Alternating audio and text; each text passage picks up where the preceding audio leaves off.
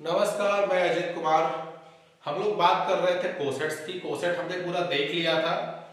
अब आज हम लोग देखेंगे सेंट्रलाइजर और नॉर्मलाइजर ऑफ अ सब ग्रुप। ध्यान दीजिए, इसके पहले हमने देखा था सेंटर ऑफ अ ग्रुप, ठीक है, एंड नॉर्मलाइजर और सेंट्रलाइजर ऑफ एन एलिमेंट।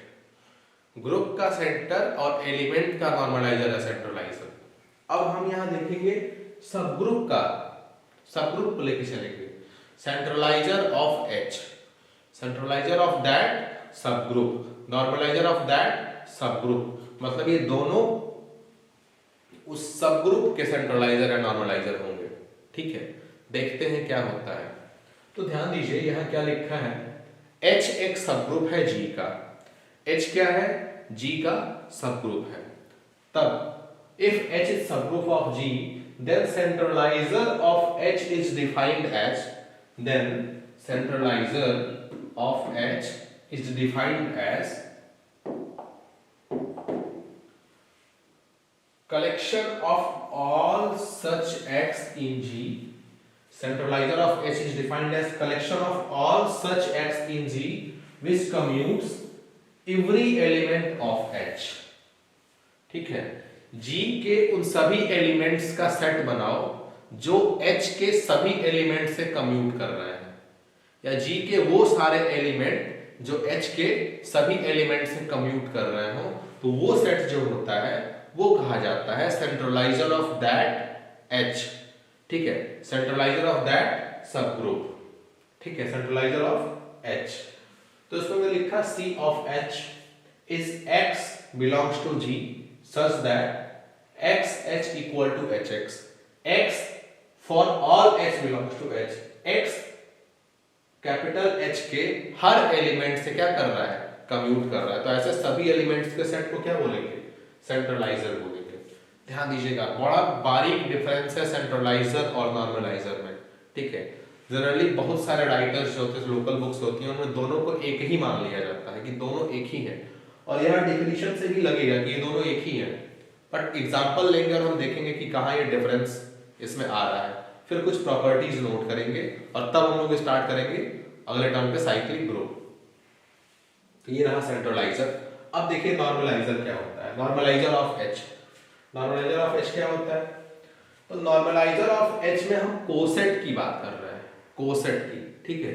यहां में हम किसकी बात किए थे, एक एलिमेंट जी से लो जो एच के हर एलिमेंट से कम्यूट करे, तो इसे एलिमेंट के फॉर्म में लिखा है। यहाँ पे पहला डिफरेंस तो यही देखते हुए चलिए कि इसे एलिमेंट के फॉर्म में लिखना है, जब भी कंफ्यूज नहीं होना है, इसे एलिमेंट के फॉर्म में लिखना है।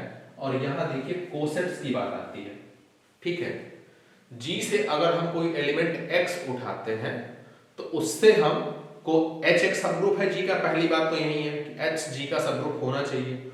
उसके बाद हम एक एलिमेंट उठाते हैं G से, सपोज दैट X उठाया, उस X से हम लेफ्ट कोसेट और राइट कोसेट जनरेट करेंगे H का, ठीक है। और अगर वो दोनों इक्वल हो गए तो उस X को हम कहाँ रखेंगे, नॉर्मलाइजर में। ऐसे सभी X के कलेक्शन को हम क्या बोलते हैं, नॉर्मलाइजर ऑफ H, ठीक है। Means collection of all X which forms left coset as well as right coset, collection of all X which forms left coset as well as right coset of H in G. Condition is that both left and right cosets are equal, ठीक है। तब हम बोलेंगे उसको normaliser of H, normaliser of that subgroup. तो ये रहा सेंट्रलाइजर और नॉर्मलाइजर। यहां से भी लग रहा है कि अगर हम ऐसे जो H है ना, यहाँ पे X H equal to HX, यहाँ भी H का हर एलिमेंट ही उठाते हैं, H का सारा एलिमेंट उठाते हैं यहाँ पे, और X से कम्यूट कराते हैं, X H equal to HX, X H equal to HX, ठीक है। सारे एलिमेंट्स हम क्या कराते हैं, कम्यूट कराते हैं। तो यहाँ और यहाँ डिफरेंस समझ में नहीं आ रहा है, ठीक है। यहाँ पे और यहाँ पे डिफरेंस समझ में नहीं आ रहा, लेकिन अगर यहाँ ध्यान से देखिए, ये देखिए, इसको अगर आप देखें, ठीक है, ये देखिए, अगर हम H से दो एलिमेंट उठा लेते हैं, चलिए आगे कर लेते हैं इसको, अगले पेज पे। अगर हम H1 उठाएं H से और H2 दो एलिमेंट उठाएं H से, ठीक है, तो एक कंडीशन बनती है कि X H one equal to h1x, ठीक है, ये कंडीशन बनती है। और एक कंडीशन क्या बनती है, पहली कंडीशन। दूसरी कंडीशन क्या बनेगी, दूसरी कंडीशन पे अगर हम देखें तो हम लिख सकते हैं x h1 equal to h2x। ये हो सकता है दो चीजें, यहां पे उसी h के उसी एलिमेंट से कम्यूट कराना है।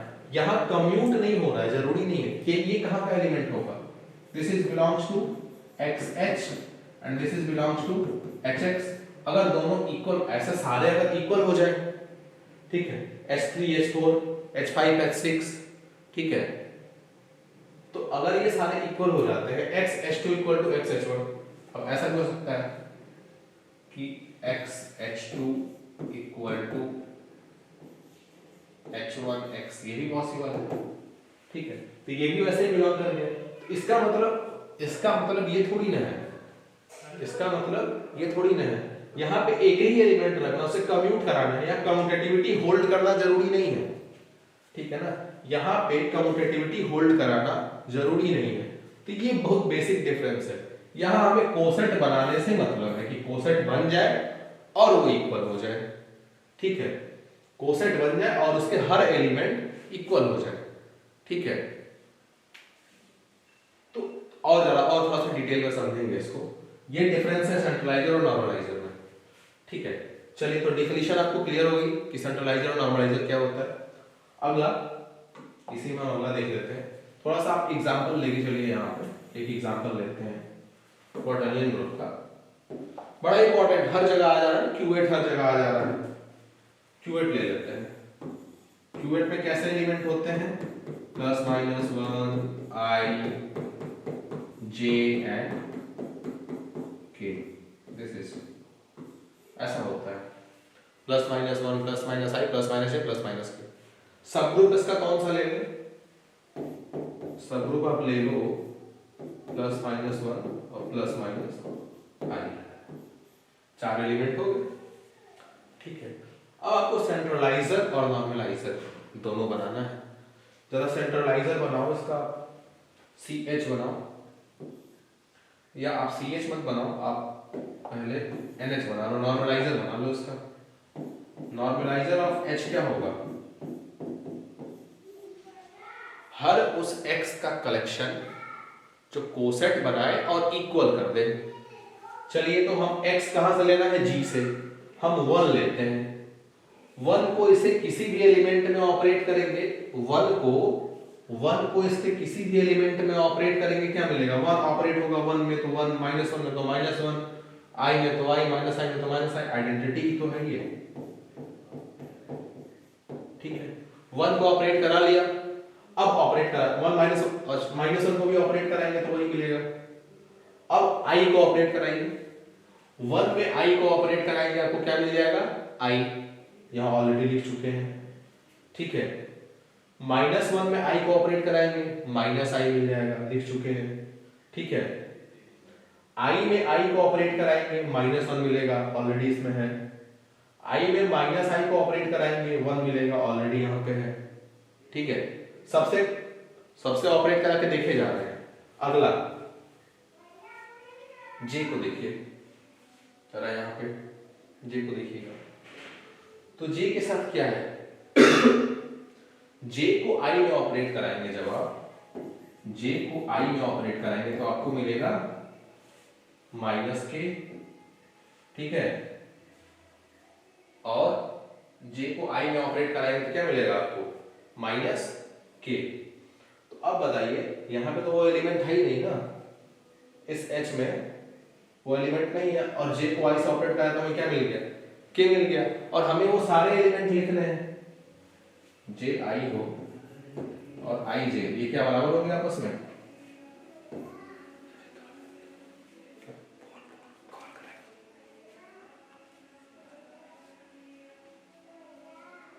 ठीक है।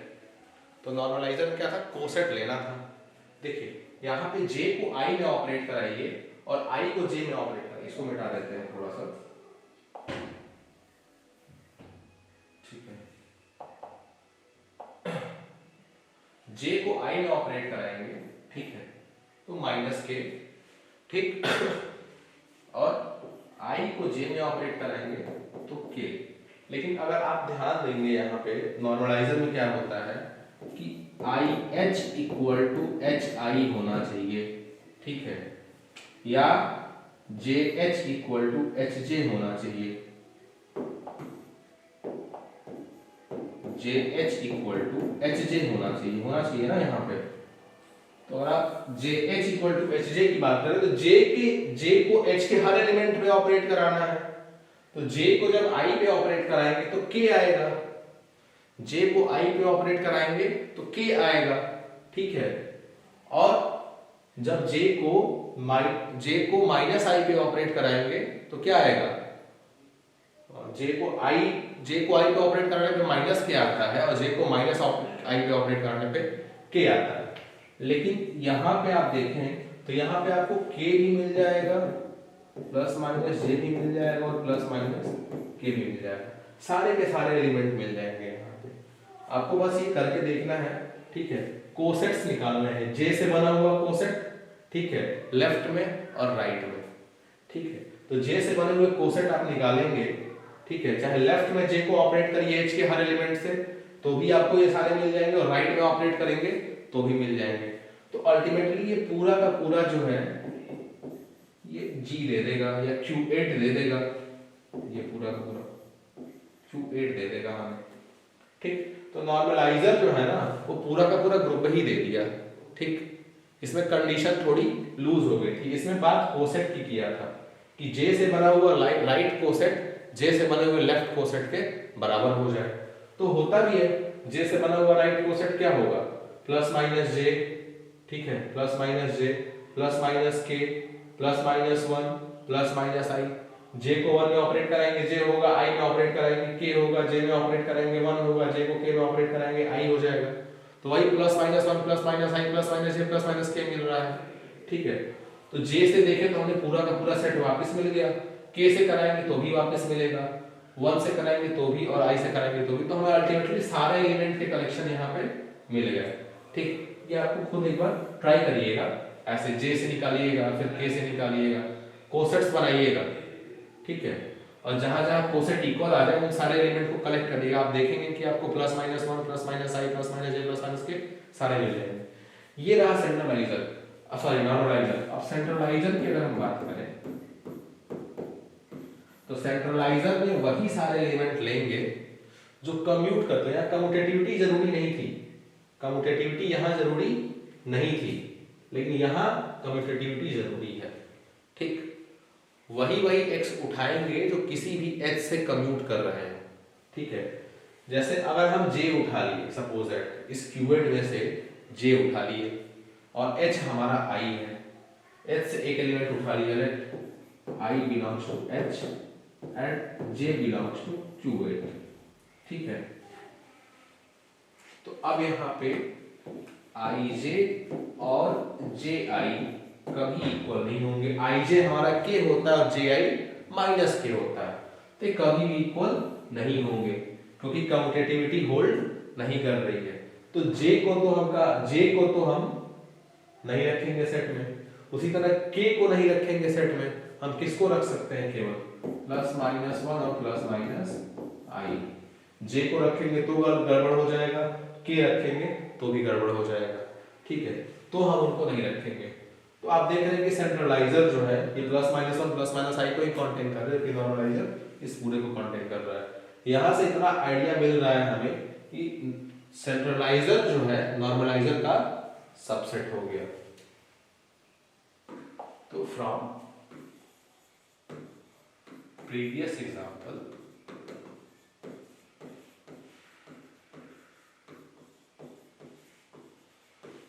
we can conclude that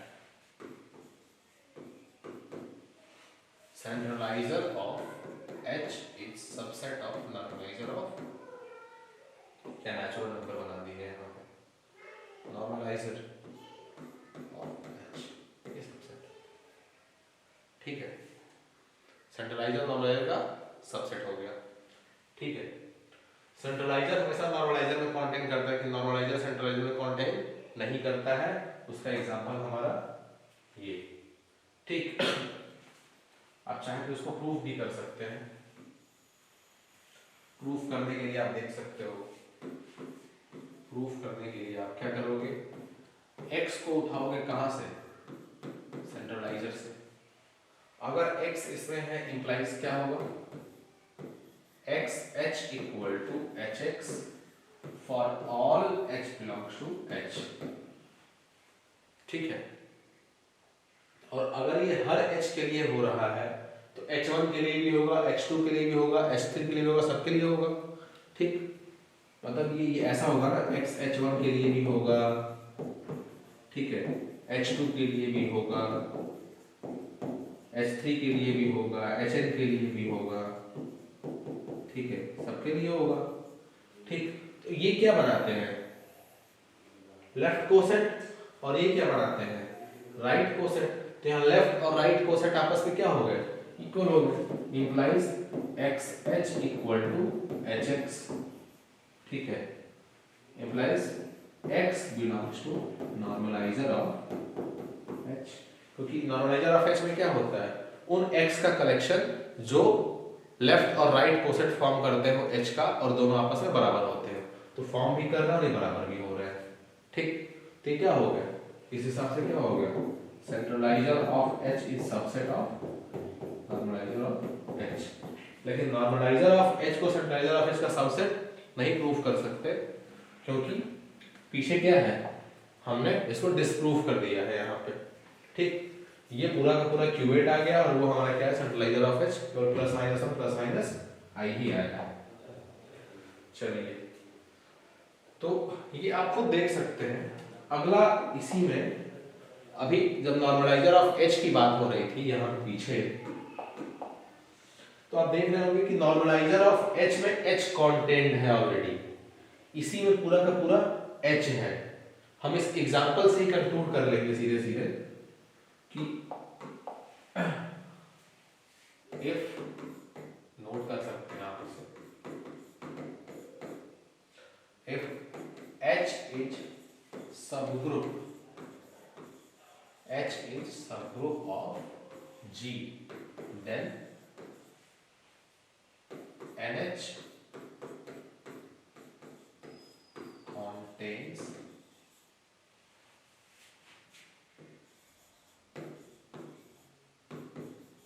that subgroup H, that is क्या लिख सकते हैं इसको, H is subset of NH, ठीक है। इसी के बेस पे आगे चीजें डिफाइन होती हैं, आपको क्लियर रहना चाहिए, ठीक है, कि कौन किस में कॉन्टेंट कर रहा है। कुछ और रिजल्ट्स हैं जिन्हें आपको देखना होगा। अब फाइनली रिजल्ट नोट करते चलिए, ठीक है। अब प्रूविंग उतना नहीं करनी है, और रिजल्ट्स हैं, तो रिजल्ट्स आप ये हेडिंग डाल सकते हैं, रिजल्ट्स। पहला रिजल्ट क्या होगा हमारा, तो पहला रिजल्ट होता है कि अगर centraliser, if H is subgroup of G, बार बार सबग्रुप नहीं, हम साइन यूज कर रहे हैं यहाँ पे, साइन यूज कर रहे हैं। अगर H G का सबग्रुप है, पहला CH इक्वल टू G हो जाए, अगर सेंट्रलाइजर हमारा पूरा का पूरा G बन जाता है, ठीक है, अगर हमारा सेंट्रलाइजर पूरा का पूरा G बन जाता है, इसका मतलब ये है कि H जो है वो कहाँ कॉन्टेंट है, सेंटर ऑफ ग्रुप में, ठीक है। अगर हमारा सेंट्रलाइजर पूरा का पूरा ग्रुप बन गया तो H कहाँ कॉन्टेंट होगा, सेंटर ऑफ ग्रुप में। क्यों, क्योंकि सेंटर ऑफ ग्रुप में G के, सेंटर ऑफ ग्रुप में वो सारे एलिमेंट उठाते हैं जो G के हर एलिमेंट से कम्यूट करें, और ये ऑलरेडी एक सब ग्रुप होता है। तो ZG एक ऐसा सब ग्रुप है जिसमें, ZG एक ऐसा सब ग्रुप है जिसमें हम वही सारे एलिमेंट G के रख रहे हैं जो G के हर एलिमेंट से क्या हो रहा है, कम्यूट हो रहा, ठीक है। हेलो हेलो हेलो, हाँ कौन,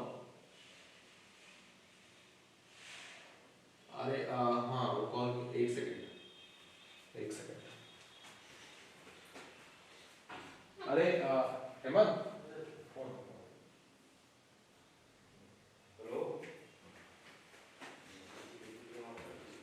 सॉरी, तो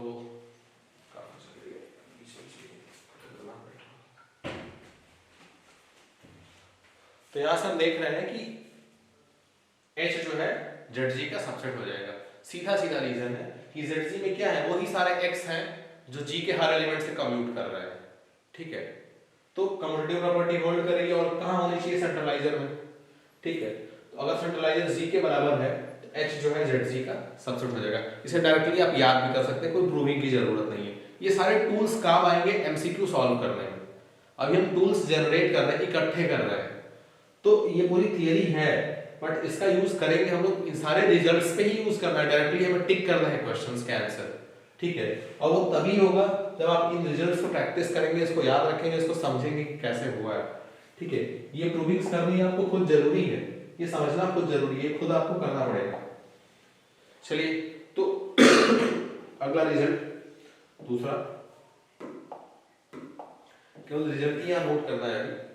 दूसरा रिजल्ट कि अगर H हमारा सबग्रुप है, अगर H हमारा सबग्रुप है तो लेफ्ट कोसेट और राइट कोसेट के बीच भी बाइजेक्शन होल्ड करता है। ठीक है, if H is subgroup of G, then there is bijection. Bijection means 1:1 mapping. Bijection between BW, between left and right coset of H in G. 1:1 mapping hold करती है हमेशा। ठीक है, मतलब अगर H हमारा सबग्रुप है तो हर लेफ्ट कोसेट के लिए एक राइट कोसेट मिलेगा। आप इसे, आप चाहो तो आप इसे नोट कर सकते हो। नोट करने के लिए मैंने पूरा स्क्रीन रखा हुआ है, नोट कर लो। ठीक है, अगला हम देखते हैं इसमें। तो अगला हमारा इसी में आता है कि जब हम पिछला पढ़ रहे थे तो हमने कहा था कि H जो है G का सबग्रुप होना चाहिए। G के बारे में कुछ नहीं बोला था कि फाइनाइट है कि इनफाइनाइट है, क्या है, ये किसी भी केस के लिए चलेगा। G फाइनाइट हो चाहे इनफाइनाइट हो, लेफ्ट कोसेट राइट कोसेट के बीच एक बाइजेक्शन होल्ड होगा। अगला कहता है if G is finite, if G is finite, अगर G फाइनाइट हो गया तो इसके फाइनाइट सबग्रुप मिलेंगे। अगर G फाइनाइट सबग्रुप हो गया, अगर G फाइनाइट हो गया तो इसके फाइनाइट सबग्रुप हो गए। अगर सबग्रुप फाइनाइट हो गए तो G में कितने एलिमेंट है, फाइनाइट नंबर ऑफ एलिमेंट है, तो फाइनाइट नंबर ऑफ लेफ्ट या राइट कोसेट्स मिलेंगे। ठीक है, finite number of left right cosets मिलेंगे, n लेफ्ट कोसेट तो n राइट कोसेट। और हम कह रहे हैं कि हर लेफ्ट कोसेट के लिए एक राइट कोसेट होना चाहिए, या हर राइट कोसेट के लिए एक लेफ्ट कोसेट होना चाहिए। इसका मतलब दोनों में लेफ्ट और राइट कोसेट्स के नंबर्स क्या होंगे, बराबर होंगे। एक बार फिर से देखिए, अगर G हमारा फाइनाइट हो गया, if G is finite, then H is also finite, H की हमारा क्या होगा, फाइनाइट हो जाएगा। सो नंबर ऑफ लेफ्ट और right coset is also finite. क्यों? क्योंकि G में फाइनाइट नंबर ऑफ एलिमेंट है ना, x1 x2 up to xn। ठीक है, और इसमें एलिमेंट है y1 y2 और ym। ऐसा ये हमारा H हो गया और ये हमारा G हो गया, मान लेते हैं।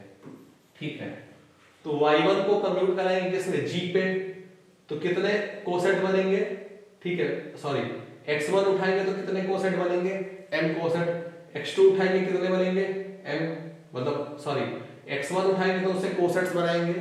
ठीक है, तो उनके फिर x2 उठाएंगे तो कोसेट्स बनाएंगे, x3 उठाएंगे तो कोसेट्स बनाएंगे। तो मैक्सिमम नंबर ऑफ कोसेट्स कितने हैं, n हो सकते हैं। मैक्सिमम नंबर ऑफ कोसेट्स क्या हो सकते हैं, n हो सकता है कुछ कोसेट्स आपस में क्या हो जाए, बराबर हो जाए, तो n होगा या उससे कम होगा। इसमें अगर n एलिमेंट है, ठीक है, तो हम n टाइम्स इस पे ऑपरेट कर सकते हैं ना, n एलिमेंट्स को ऑपरेट कर सकते हैं, तो n नंबर ऑफ कोसेट्स मिल सकते हैं मैक्सिमम।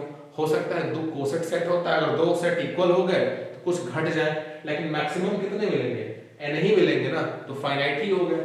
तो लेफ्ट या राइट कोसेट फाइनाइट हो गए। तो हम अगर मान ले यहाँ पे कि finite number of element, suppose that अगर यहाँ 1 2 3 अप टू n हो गए, ठीक है, ठीक है, और यहाँ भी 1 2 3 4 अप टू m हो गए, और हम क्या कह रहे हैं कि हर लेफ्ट के लिए एक राइट मिलना चाहिए। अगर लेफ्ट कोसेट ये है तो इसलिए कोई ना कोई राइट कोसेट मिलना चाहिए, ये लेफ्ट कोसेट है तो कोई ना कोई राइट कोसेट मिलना चाहिए, ये है तो कोई ना कोई, मतलब सबके लिए मिलेगा। तो ऐसा तो है नहीं कि कोई छूट जाएगा, सबके लिए मिलना चाहिए, ठीक है। 1 1 भी हो और ऑन टू भी है, सारे एक दूसरे से रिलेट भी करें, सबको एक दूसरे से रिलेट भी कराना है। इसका मतलब इधर नंबर ऑफ कोसेट्स और इधर नंबर ऑफ कोसेट्स क्या होनी चाहिए, सेम होनी चाहिए। और इस सेट थ्योरी में आपने पढ़ा होगा कि दो सेट की कार्डिनलिटी सेम होती है, अगर वो बाइजेक्शन हो जाता है तब दोनों सेट की कार्डिनलिटी क्या हो जाती है, सेम हो जाती है, अगर फाइनाइट सेट हो तो।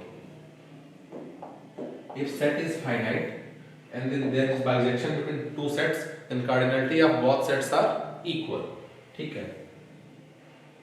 hence number of left or right cosets is also finite, hence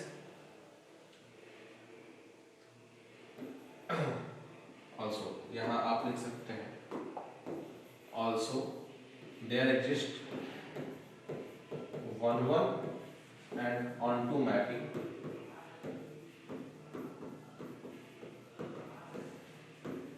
between them, hence number of left coset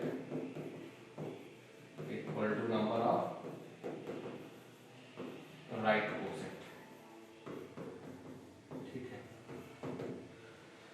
तो ये रिजल्ट था बेसिकली बस, ठीक है, आपको इसको समझना है, ठीक। तो आगे चलते हैं अगले रिजल्ट पे। कुछ और रिजल्ट्स हैं हमारे पास, जैसे कि दो सब ग्रुप हो गए H और K, ठीक। अगला H सब ग्रुप हो गया G का एंड K सब ग्रुप हो गया G का। तीसरा रिजल्ट है ये, तीसरा रिजल्ट है। देन हम HK लिखते हैं ना जब, तो ये HK होता है ऐसा, such that H belongs to H and K belongs to K, ऐसा। प्रोडक्ट ऑफ सेट है ना, सिंपली कुछ नया थोड़ी ना है, ये प्रोडक्ट ऑफ सेट है, प्रोडक्ट को ऐसे लिखेंगे, ठीक है, ऐसा बनाते हैं। अब हम कहते हैं कि ये सब ग्रुप होगा, HK सब ग्रुप होगा जब HK इक्वल टू KH हो जाए, and HK is subgroup of G if HK equal to KH, दोनों। हाँ, ये ध्यान दीजिएगा, यहाँ पे यहाँ नोट करने वाली बात ये है, नोट करने वाली बात ये है कि HK equal to KH doesn't imply that HK equal to KH। हमेशा H1 K1 ऐसे कर लो आप, ऐसा नहीं है। यहाँ पे हम ऐसा भी कर सकते हैं, H1 K2 equal to K2 H1, ये भी कर सकते हैं। सॉरी, ये भी क्या कर दिया, इसको थोड़ा और चेंज कर लेते हैं।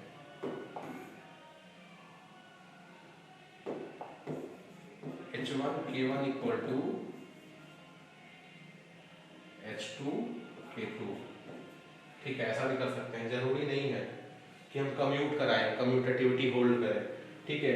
हमें बस क्या चाहिए कि इसका कोई एलिमेंट इसके किसी एलिमेंट के इक्वल हो सकता है हम K से कोई एलिमेंट K3 उठाएं और H से कोई एलिमेंट H1 उठाएं, सपोज दैट, और आप ऐसे भी कर सकते हो, late K3 belongs to K and H1 belongs to H, ठीक है, K3 belongs to K and H1 belongs to H,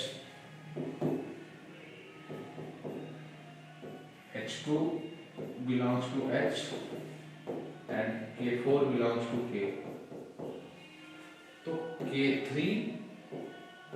H1 equal to H2 K4, ठीक, ये कहाँ हो गया KH और ये कहाँ हो गया HK का एलिमेंट। कम्यूट कराना जरूरी नहीं है, ये बस बताना था कि HK के किसी भी एलिमेंट के इक्वल, HK के किसी भी एलिमेंट के इक्वल KH का कोई एलिमेंट होना चाहिए, ठीक। ये नहीं कि कम्यूट करे, कम्यूट कर भी सकता है लेकिन हमेशा कम्यूट करे ये जरूरी नहीं होता है, ठीक है। तो ये आपको ध्यान देना होगा, ये नोट, ये हमेशा जरूरी नहीं है, ठीक। अगला आप देख सकते हो इसमें कभी कभी ऐसे HK को, इस HK को क्या बोलते हैं ना, this HK is called complexes, इसको कॉम्प्लेक्स बोलते हैं, complexes of H and K, संयुग्मी। यूपी बोर्ड में जब पढ़ते थे ना तो होता था ना कि संयुग्मी A प्लस IB का A माइनस IB बार लग जाता था, तो यहाँ भी H और K दो सब ग्रुप हैं, तो HK जो है H और K के क्या कहे जाएंगे, कॉम्प्लेक्स कहे जाएंगे, ठीक है। तो चलिए ये हो गया, और अब हम थोड़ा सा इसमें चले जाते हैं ऑर्डर ऑफ HK। एक और थ्योरम है, इसको आप नोट कर सकते हैं, ठीक है। थ्योरम ये है कि अगर G एक फाइनाइट ग्रुप है, ठीक है, G हमेशा एक फाइनाइट ग्रुप, G को फाइनाइट लेके चलना है, कुछ और नहीं ले रहा है। If G is finite group, इसका मतलब ऑर्डर ऑफ G क्या हो गया, that is order of G is finite, तभी तो फाइनाइट होगा। अगर G एक क्या हो गया, फाइनाइट ग्रुप हो गया, and H is subgroup of G, K is subgroup of G, ठीक है। H और K उसका क्या हो गया, सबग्रुप ऑफ G हो गया, तब हम order of HK, then order of HK equal to order of H, order of K upon order of H intersection K, ये होता है, ये ध्यान दीजिएगा, ठीक है। H और K अगर फाइनाइट सबग्रुप हो गए, किसी फाइनाइट ग्रुप के फाइनाइट ही सबग्रुप होंगे ऑब्वियसली, तो ऑर्डर ऑफ HK क्या होगा, order of H order of K upon order of H intersection K। ये एकदम इंपॉर्टेंट थ्योरम है, अक्सर कई बार आता है, इसको आपको नोट कर लेना होगा, ठीक है। तो जैसे कोई एग्जांपल लेते हैं, जैसे आप एग्जांपल ले लो, कोई भी ग्रुप है ऑर्डर 6 का, कोई भी ग्रुप है ऑर्डर 6 का, चलो लेट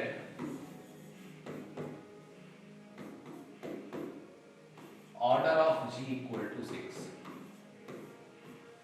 ऑर्डर 6 का कोई ग्रुप है, ठीक है, और हम ले लेते हैं कि H is subgroup of G, K is subgroup of G such that order of H equal to क्या लिखती है, order of H equal to order of K equal to 2। 6 order का कोई ग्रुप है, obviously S3 is group of order 6, ठीक है। S3 क्या होगा, परम्यूटेशन ग्रुप, 6 ऑर्डर का सब ग्रुप हो जाता है वो, उसके दो सब ग्रुप ले लिए H और K ऑर्डर 2 के मिलते भी हैं, ठीक है। 6 ऑर्डर के ऐसे S3 के सब ग्रुप तो मिलते हैं ऑर्डर 2 पे, ठीक है। I12 एक मिल जाता है, एक I 2 3 मिल जाता है, ये दोनों सब ग्रुप मिल जाते हैं हमें हमेशा।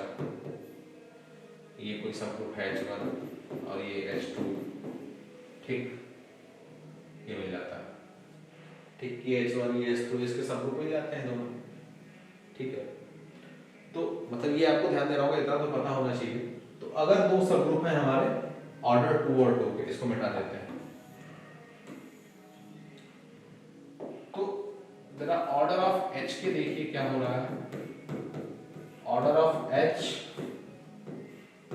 Order of K upon order of H intersection K, मतलब 2 into 2 upon H intersection K, 2 into 2 upon H intersection K क्या होगा, H और K का इंटरसेक्शन यहाँ पे 2 होगा। भाई H में भी 2 एलिमेंट है, K में भी 2 एलिमेंट है, ठीक है, और order of H order of K के बराबर है, ठीक है। तो क्या होंगे उसमें H इंटरसेक्शन के उसमें क्या होंगे, 2 एलिमेंट होंगे, ठीक। तो क्या लिख दिया, ये कुछ गलत लिखा नहीं, 1 होगा ना, 1 होना चाहिए, एक second, order of H intersection के,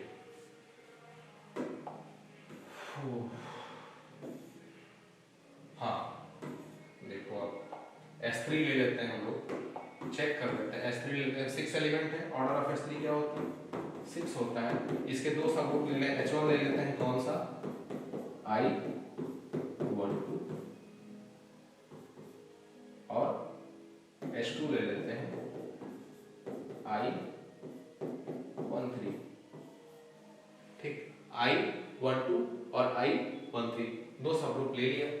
तो H1 इंटरसेक्शन H2 एग्जाम्पल हमें कंस्ट्रक्ट करना होगा, सोचना होगा, यहाँ पे ये क्या हो गया I हो गया, तो order of H1 intersection H2 क्या हो गया I हो गया ना, एक ही एलिमेंट हो गया ना, यहाँ से क्या हो गया implies order of H1 intersection H2 क्या हो गया, ये आ गया हमारा 1। तो अब देखिए ये एग्जाम्पल के तौर पर ले लिया हमने, ठीक, परमुटेशन ग्रुप लिया ऑर्डर 6 का S3, इसके दो सब ग्रुप ले लिए I12 I13, I मींस 1 2 3, 1 की इमेज 1 पे, 2 की इमेज 2 पे, 3 की इमेज 3 पे, वो वाला परमुटेशन जो पीछे पड़े थे, और यहाँ पे 1 की इमेज 2 पे, 2 की इमेज 1 पे, 3 की इमेज 3 पे, यहाँ पे 1 की इमेज 3 पे, 3 की इमेज 1 पे, 2 की इमेज 2 पे, तो वो वाले सब ग्रुप ले लिए, ठीक है। और इनका इंटरसेक्शन में खाली आइडेंटिटी एलिमेंट आएगा, तो इसका ऑर्डर हो गया 1, तो हम यहाँ ले लिए 2 into 2 upon 1, दिस इज 4। अब अगर HK हमारा सब ग्रुप है तो HK का ऑर्डर G के ऑर्डर को डिवाइड करना चाहिए, सब ग्रुप का ऑर्डर ग्रुप के ऑर्डर को डिवाइड करना चाहिए। इफ चाहे सीधे लिखते हैं, इफ ना लिख के बट लिखते हैं, but 4 does not divide 6, that is order of HK does not divide order of G, मतलब S3, implies that HK is not subgroup। इससे क्या निकल के आता है, बहुत इंपॉर्टेंट बात, ये तभी होगा जब HK सबग्रुप हो, मींस दिया रहे कि G फाइनाइट ग्रुप है, H और K उस G के सबग्रुप्स हैं और HK भी उसका सबग्रुप है। अगर ये तीनों चारों कंडीशन दी है तब हम कहते हैं order of HK is order of H into order of K और order of H intersection K। इसके लिए पहले इसका सबग्रुप होना मस्ट है। ये फॉर्मूला निकाल के हम ये नहीं कह सकते कि HK क्या होगा, सबग्रुप होगा, यहां से कन्वर्स नहीं जा सकते, ठीक है। ठीक वैसे जैसे लैग्रेंज थ्योरम में होता था कि सबग्रुप का ऑर्डर ग्रुप के ऑर्डर को डिवाइड करता है, लेकिन ऐसा कोई सबसेट मिल जाए जो ग्रुप के ऑर्डर को डिवाइड कर रहा हो तो ऐसा जरूरी नहीं कि वो सबग्रुप होगा। वही काम यहाँ भी है कि HK को पहले सबग्रुप होना होगा तब ये फॉर्मूला लगेगा। इट इज अप्लाइड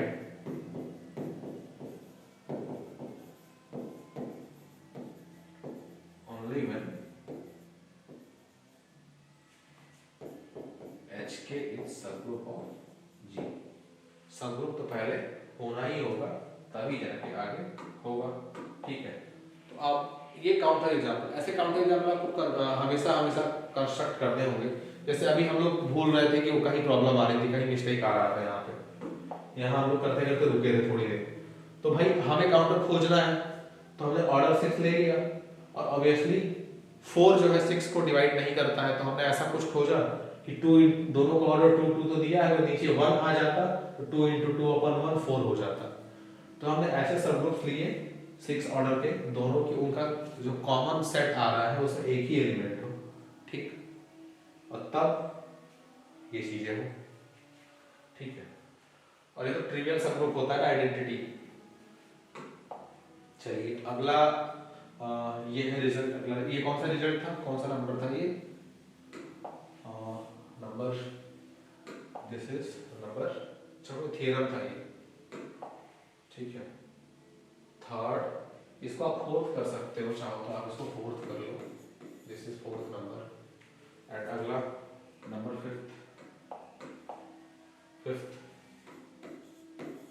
फिफ्थ में आपका आता है कि अगर H और K सब ग्रुप हो, H सब ग्रुप हो G का एंड K सब ग्रुप हो G का, then HK inverse equal to K inverse H inverse, ये होता है ये रिजल्ट, ठीक है। तो ऐसे कई सारे रिजल्ट्स हैं अपने पास। तो ये सारी बातें हुई इस पे कि कोसेट क्या होता है, ठीक है, कैसे लिखते हैं, HK का ऑर्डर कब फाइंड करते हैं, तो उसके लिए ग्रुप फाइनाइट होना चाहिए कि इनफाइनाइट होना चाहिए, ठीक है।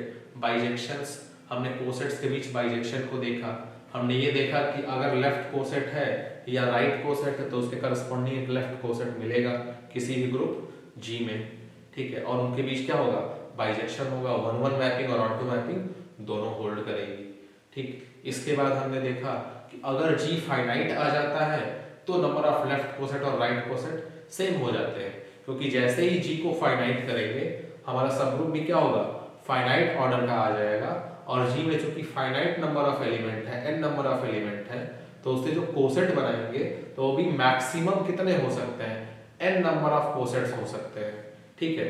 20 कोसेट, G में अगर 20 एलिमेंट है और H में 4 एलिमेंट है, तो हम 20 एलिमेंट से कोसेट बनाना शुरू करेंगे, हर एलिमेंट को लेके H के एलिमेंट पे ऑपरेट करेंगे, तो हमें 20 सेट मिल सकते हैं, 20 सेट्स मिल सकते हैं।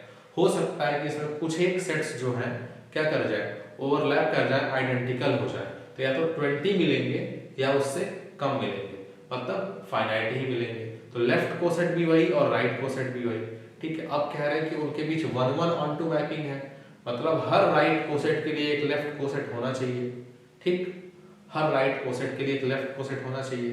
तो अगर 20 लेफ्ट कोसेट आए हैं तो ऑब्वियसली 20 राइट कोसेट होना ही चाहिए, ठीक। इससे क्या पता चलता है कि कार्डिनलिटी दोनों की सेम है। तो अगर G फाइनाइट होता है तो number of left coset equal to number of right coset, ठीक है। और अगर G कोई भी ग्रुप है तो उनका लेफ्ट और राइट कोसेट के बीच एक बाइजेक्शन होल्ड करेगा, 1-1 ऑन टू मैपिंग होल्ड करेगी। और हम खाली लेफ्ट कोसेट की बात करें तो किसी भी ग्रुप G में उसके 2 लेफ्ट कोसेट या 2 राइट कोसेट या तो आइडेंटिकल होते हैं या टोटली डिफरेंट होते हैं, मतलब उनमें कोई भी एलिमेंट कॉमन नहीं होता है। तो ये अब तक की पूरी कहानी रही। ग्रुप से स्टार्ट किया था हमने, बाइनरी स्ट्रक्चर से स्टार्ट किया था, वहां से ग्रुप पे गए, ग्रुप को देखा, पहचाना, अलग अलग ग्रुप्स देखे, टाइप्स ऑफ ग्रुप्स देखे, उसके बाद सब ग्रुप देखा। सब ग्रुप देखने के बाद हम वहां से आगे बढ़ते हुए आए और कोसेट पे चले गए। कोसेट को देखा कि कोसेट कब सब ग्रुप होता है कब नहीं होता है। तो कोई भी कोसेट सब ग्रुप होगा उसके लिए कंडीशन हो कि वो लेफ्ट कोसेट राइट कोसेट क्या हो जाए, इक्वल हो जाए।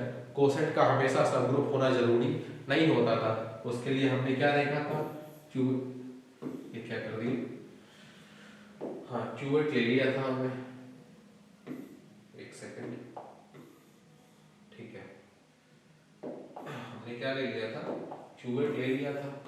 क्यूवेट में एलिमेंट थे कुछ, इसका एक सब ग्रुप ले लिया था 1 और -1, ठीक है। हमने IH देखा, IH को अप्लाई किया तो क्या मिला, I और -I। हमने देखा कि ये सब ग्रुप नहीं है जी का या क्यूएट का, क्यूएट का सब ग्रुप नहीं है, ठीक, ये क्यूएट का सब ग्रुप नहीं है, ठीक है। सब ग्रुप होने के लिए क्या होना चाहिए, आई मतलब AH इक्वल टू HA होना चाहिए, लेफ्ट कोसेट और राइट कोसेट बराबर होने चाहिए। उसके बाद हम दो कोसेट्स के बारे में पढ़ने को आए, तो हमने दो कोसेट्स का रिलेशन देखा कि अगर दो कोसेट हैं तो उनके बीच बाइजेक्शन होल्ड करता है, अगर इनफाइनाइट हो या फाइनाइट हो, और अगर फाइनाइट हो जाते हैं तो कार्डिनलिटी भी सेम हो जाती है। उसके बाद हमने देखा कि H के कॉम्प्लेक्सेस क्या होते हैं, वो सब ग्रुप कब बनाते हैं, ठीक है। इतना कुछ होने के बाद अब हम फाइनली इंटर करेंगे साइक्लिक ग्रुप में, that is group which is generated by any single element, एक एलिमेंट के पावर से जनरेट हो जाए, एक एलिमेंट फिर उसकी पावर उसी से सारा ग्रुप जनरेट हो जाए। पूरे साइक्लिक ग्रुप में सारे कोसेट्स का कॉन्सेप्ट हम यूज करेंगे, पूरा का पूरा कोसेट यूज होगा, ठीक है। सेंटर ऑफ ग्रुप यूज होगा, नॉर्मलाइजर यूज होगा, सेंट्रलाइजर यूज होगा, नॉर्मलाइजर है सेंट्रलाइजर ऑफ एलिमेंट एंड नॉर्मलाइजर है सेंट्रलाइजर ऑफ सब ग्रुप, सारा यूज होगा। जब साइक्लिक ग्रुप पूरा पढ़ेंगे तो ये हमारे पास टूल्स इकट्ठे हो गए, छोटे छोटे, ठीक है ना। किसी भी चीज को बनाने के लिए पहले टूल्स की जरूरत होती है, तो अभी तक हम वो टूल्स इकट्ठे कर रहे हैं। और सबसे बड़ी बात, आपको धैर्यपूर्वक पेशेंसली इसको होल्ड किए रहना होगा, आपको सारा लेक्चर्स लगातार देखने पड़ेंगे, ठीक है। इसमें कई चीजें जो बार बार रिपीट की गई हैं, बार बार बोला गया है, वो इसीलिए कि आपके दिमाग में बैठ जाए, ठीक है। तो कॉन्शियस होकर कंटिन्यूअसली इसको देखना पड़ेगा आपको, और इसके एक बार आपके पास टूल्स इकट्ठे हो जाएंगे तो फिर आपको फिर प्रॉब्लम नहीं है क्वेश्चन सॉल्व करने में, क्योंकि ये जस्ट लाइक केमिस्ट्री के क्वेश्चन नहीं होते, डायरेक्टली आया और अगर वो प्रॉपर्टी होल्ड कर रही है तो मार्क कर दिया, तो पूरे प्रॉपर्टी बेस्ड ही क्वेश्चन बनेंगे इस पर। तो साइक्लिक ग्रुप पढ़ने के बाद तब हम लोग एमसीक्यू करेंगे, वापस एग्जाम्स के भी क्वेश्चन करेंगे जो एग्जाम्स में आए हुए हैं, फिर तब हम लोग पढ़ना शुरू करेंगे जो ग्रुप मेनली जिसके लिए पढ़ा जाता है, जिसके लिए स्ट्रक्चर है इसका, वो है होमोमॉर्फिज्म। उसके बाद हम लोग का ग्रुप खत्म होगा और वेक्टर स्पेस पे चलेंगे। चलिए ठीक है, तब तक के लिए धन्यवाद।